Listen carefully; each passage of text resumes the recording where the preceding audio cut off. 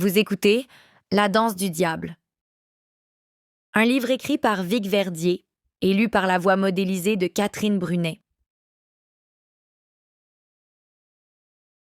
Pour Alicia qui aime les bonnes histoires qui font peur. On vit le bel étranger saisir sa partenaire par les épaules et sauter par la fenêtre qui était à quelques pieds du sol. Cette scène s'était déroulée avec la rapidité de l'éclair.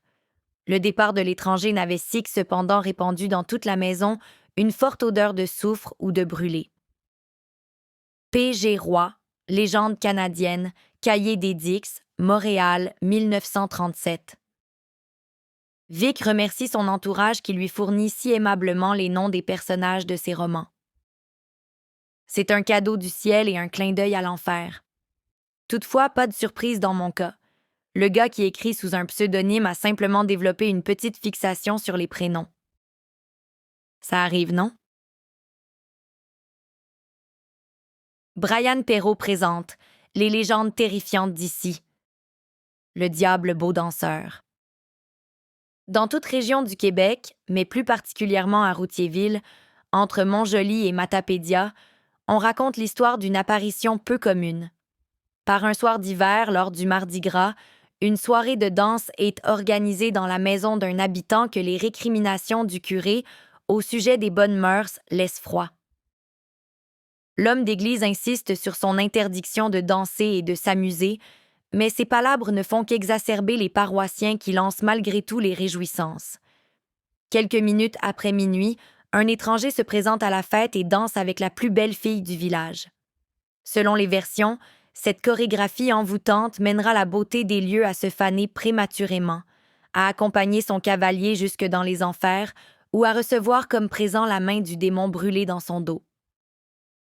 Pendant la soirée, dans un quadrille survolté, la bête s'empare de l'âme de tous les spectateurs, mais ils sont sauvés de justesse par l'intervention de l'homme de Dieu qui veillait sur ses ouailles.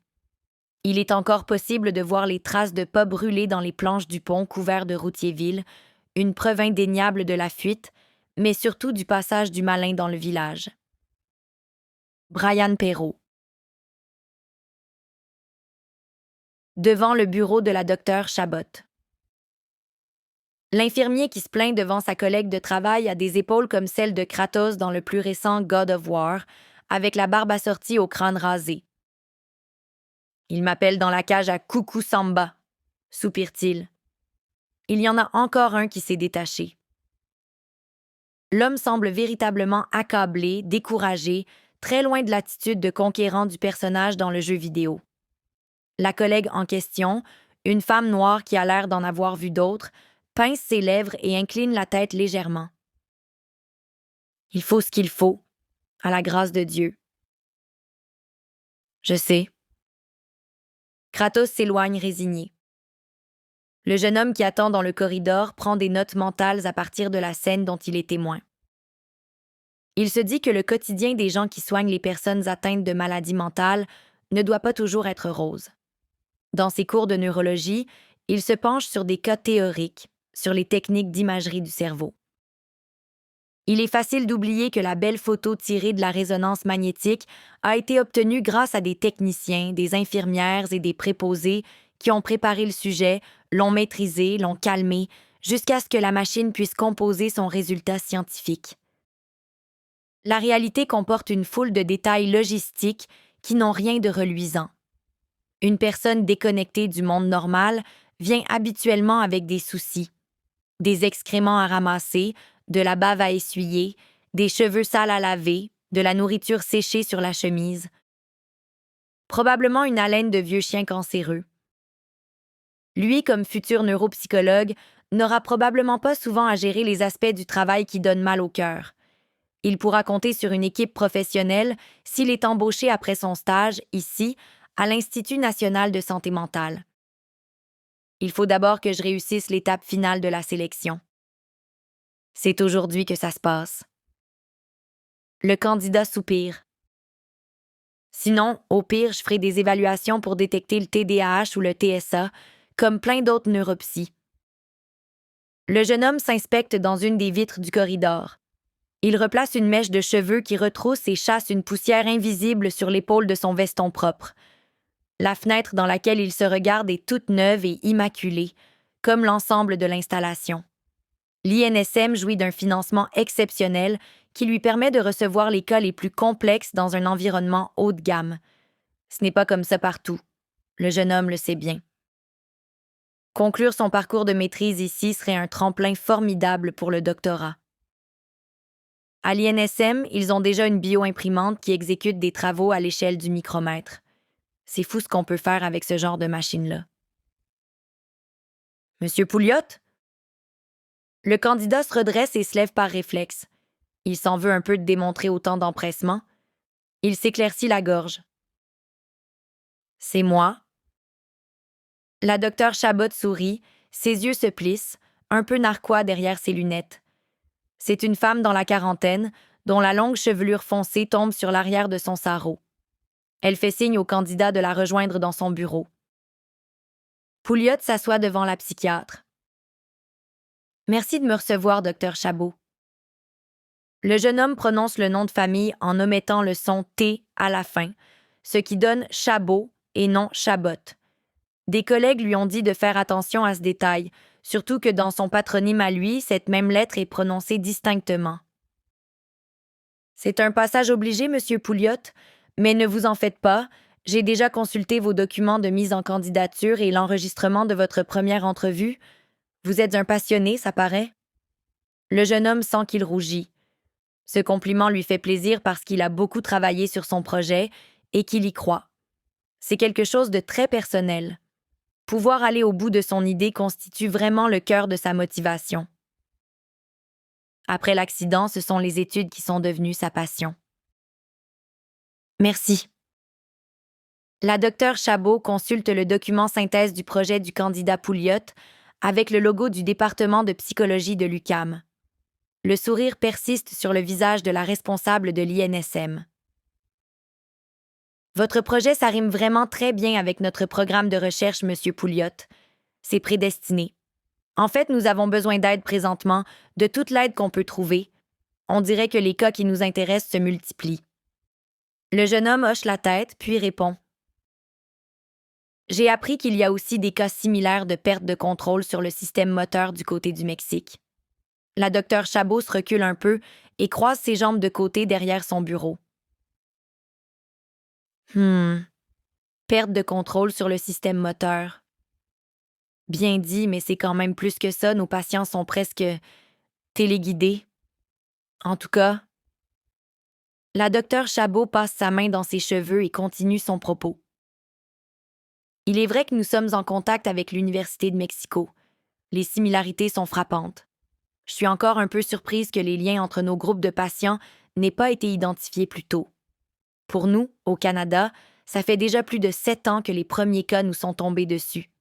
Toujours aussi mystérieux. Des gens qui deviennent aphones, qui se détachent du monde, on en voit partout, mais que leur corps bouge constamment, c'est tellement improbable. Le jeune homme sent qu'il arrive dans le vif du sujet. Il veut démontrer qu'il maîtrise la littérature. Je comprends. À partir de l'article du professeur Ramirez, que leurs cas ont été signalés 3 ans plus tard. Les San Vito, comme ils les appellent. San Vito, c'est réducteur. Les Américains les surnomment les Firecrackers. Ce n'est pas mieux. Ici, vous les appelez les coucous samba. Vous avez lu l'article de Ramirez dans New Minds? Continue la docteure Chabot. L'aspirant stagiaire de l'INSM écarte les mains, l'air de dire « Évidemment, je fais tout ce que je peux. » Oui, répond-il, je me suis programmé des alertes pour tous les mots-clés associés aux publications qui touchent le sujet. Même le mot danse? Oui, mais seulement s'il est associé à d'autres termes comme involontaire, automatique, incontrôlable. La docteure Chabot ne cache pas sa satisfaction. Elle se lève et enfonce ses mains dans les poches de son sarrau. Allez, venez, je vous fais visiter. Il n'y a rien comme devoir pour comprendre. Ça veut dire que je suis pris? La scientifique adresse un clin d'œil à son stagiaire. Yes. Chapitre 1. Je pourrais changer mon identifiant pour Vivi. Vivi, Vivi. Ça marcherait mieux que Vic Verde. Oui, plus féminin. Peut-être que je pourrais finir mes vidéos avec des V que je ferais avec mes doigts. Faudrait que je pratique. À la création de ses comptes de médias sociaux, Victorine Verdier avait choisi un nom qu'elle trouvait parfait, mystérieux à souhait. Était-ce un nom de fille, de garçon, un peu des deux? À 12 ans, elle avait trouvé séduisante l'idée de s'appeler Vic Verde. C'était plus cool que Vicky, comme on la surnomme toujours. Aujourd'hui, alors qu'elle approche les 17 ans, l'idée lui semble bête. L'image qu'elle projette ne colle pas à son identifiant. Malgré les hoodies et les joggings amples, on voit bien dans ses vidéos que Vic Verde est une femme. Une fille? Une femme? OK, une jeune femme. Seule dans sa chambre, Vicky a le cerveau en ébullition.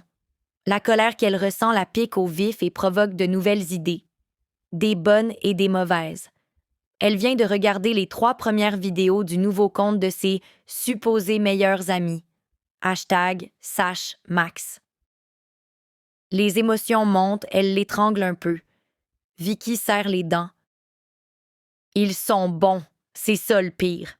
Ils me plantent des couteaux dans le dos et ils vont ramasser plein d'abonnés, c'est sûr. SashMax est un projet de popping des 2 amis de Vicky. Sacha Gentil est un mulâtre musclé avec des dreads remontés en chignon sur sa tête, et Maxine Cloutier, une petite blonde athlétique qui fait virevolter ses longues tresses sportives quand elle danse. Ils forment un duo vraiment chouette à regarder. Aucun doute là-dessus. Ils sont cute à mort, les traîtres. Vicky se souvient de leur discussion. C'était il y a à peine une semaine. Maxine, l'air de rien. On voulait faire plus de popping. T'aimes pas ça, le popping, Vicky? Sacha, les yeux baissés. Ça change rien, tu sais, on va continuer à drop des bombes avec toi, hein? Firebomb est la plateforme de contenu vidéo qui grandit le plus vite au monde.